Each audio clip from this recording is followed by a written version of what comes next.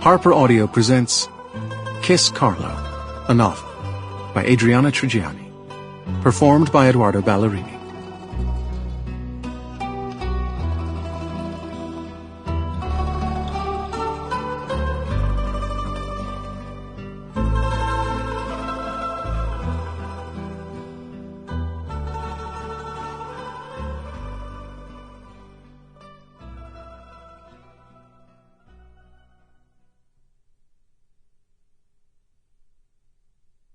A note from the author.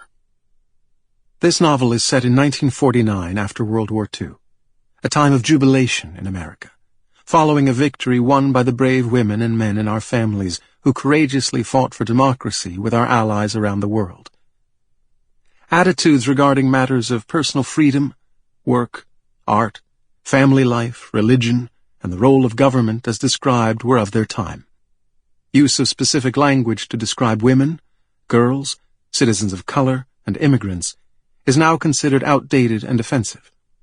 The words we use to describe one another have evolved. I hope. Overture. May 1st, 1949. Rosetto Valfortore, Italy. A cool breeze shook the old wind chimes on the balcony outside the ambassador's bedroom. The peal of the delicate glass bells sounded like the tings of crystal after a wedding toast.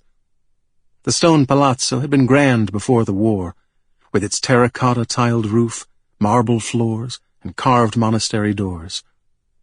Positioned on the highest peak in Rosetto Valfortore, it was also imposing, like a bell tower, save the bell or the tower.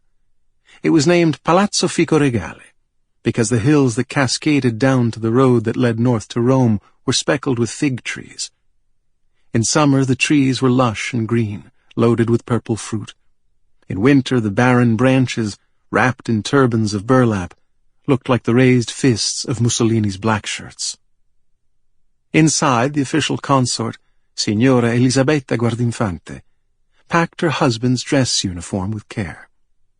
Elisabetta was small and dark, her eyes like thumbprints of black ink, more iris than whites. Her fine bones and lips were delicate, like those of her relatives of French descent from the north of Italy. She rolled the red, white, and green sash tightly into the shape of a snail shell, so that when he unfurled it, the silk would lay flat across his chest without a crease. She pinned the chevalier ribbon and the gold satin braid across the breast of the royal blue jacket before buttoning the beaded cuffs to the sleeves. She hung the jacket on a hanger, padded with cotton batting, and placed it in a soft muslin dress bag, as though she were laying an infant in his bunting. She turned her attention to the trousers, folding them over a wooden hanger and straightening the military stripes that ran down the outside of each pant leg before slipping them into a separate muslin sack. The wife hung the garments in an open standing trunk, took inventory of its contents, and counted out 6 pairs of socks, including 3 she had mended before packing. She checked the black patent dress shoes, each in its own chamois bag, and pulled out the left one. Finding a smudge on the toe, she buffed it with the hem of her apron until it shone. She rolled a wooden shaving cup and brush, a small circle of soap, and a straight razor tightly in a linen towel, then tucked the bundle into the dress shoe before placing it inside the trunk. Elisabetta examined the impeccable stitchwork on the hem of her husband's undershirt, where she had used the silk trim of her own camisole to bind the frayed fabric. Satisfied that her husband had everything he needed for the journey ahead, she hung a small net pouch filled with fragrant lavender buds and cedar shavings inside the trunk, securing it tightly with 2 knots.